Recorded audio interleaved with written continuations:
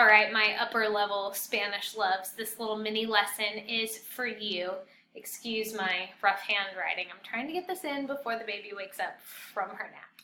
So I want to talk real quickly about the difference between the preterite and imperfect because I'm getting a lot of questions about this. And it's a very complicated thing. Both the preterite and the imperfect are the past tense. So everything is in the past when you're trying to translate it and think about what it means in English. All right, present tense we are done with. We are moving on, okay? Preterite and imperfect. Preterite is a lot more simple when it comes to what you're thinking about. Now, English translation of the preterite is going to be the ed form or the did whatever. So I danced or I did dance. I talked or I did talk. Okay, so the completed action form. So 4 rules for the preterite. Acción terminada. This is a completed action. If you can translate it as I ran, I went, it's something that's done, that is the preterito, okay? Horas exactas. If in your sentence you see that something happened a las 7, at 7 o'clock, or entre las 7 y las 9, between 7 and 9, if you have horas exactas, if you have an exact time in your sentence, whatever the verb is in that sentence is going to be conjugated in the preterite. If it is an evento principal, a main event, so a lot of times you're going to see hubo with this. Hubo un accidente. There was an accident. Hubo una inundación. There was a flood.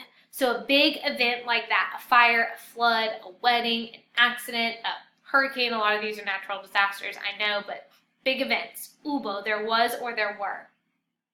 Misma frase, and this is going to be the one thing that's going to include the preterite and the imperfect. What this means is the same sentence.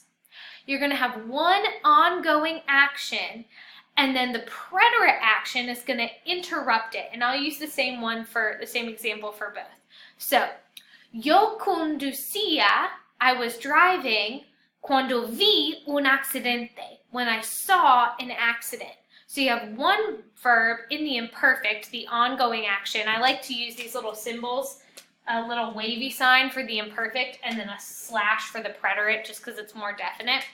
So I was driving when I saw the accident. Yo conducía, one action was ongoing, and then cuando vi, when I saw. It's something that completed and happened and interrupted the ongoing action. That second verb is usually going to be in the preterite in your misma frase sentences. Now, let's talk about the imperfect. Hi, look at all these rules. So, let's talk about some times that you're going to use the imperfect. Tiempo is a tricky word. It does mean weather, but sometimes it can also mean time. So in this case, tiempo is the weather. Estaba nublado. It was cloudy. Hacía sol. It was sunny.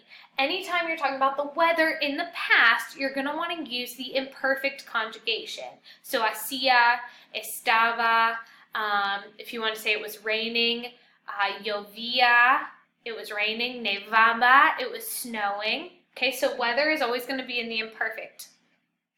Hora, if you are telling the time in the past. Now, don't confuse this with horas exactas for the preterite. If you're saying it was 3 o'clock, then you'll say eran las 3. Telling time is going to be in the imperfect. If something happened at a specific time, then that's going to be the preterite. I read a book at 3 o'clock. Leí un libro a las 3. Okay, that's preterite. But if you're telling the time, that is imperfect. Edad, if you're telling your age, that is going to be in the imperfect. Cuando tenía 8 años, when I was 8 years old, fui a Disney World. I didn't go to Disney World, but maybe someone did. So if you're telling your age, that is going to be in the imperfect. So we have weather, telling the time, telling age. Creencias.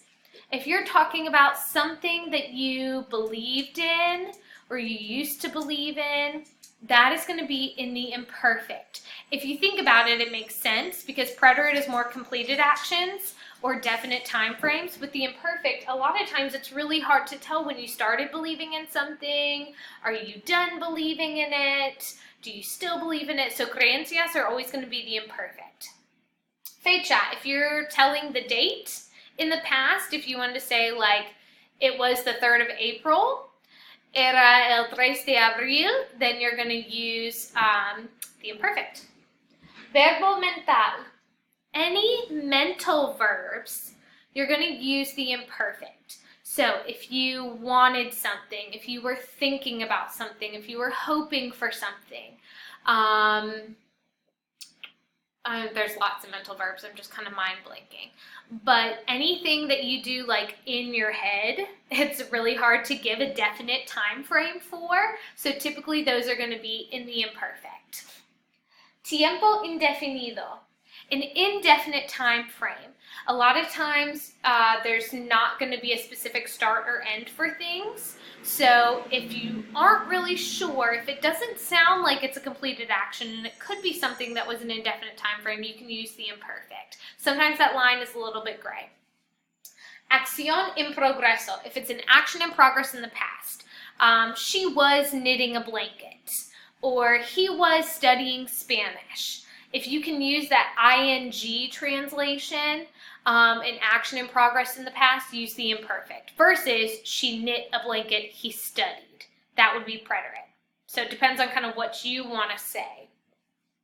Acción repetida, if it's a repeated action in the past, something you did over and over, like every Saturday we went to the park.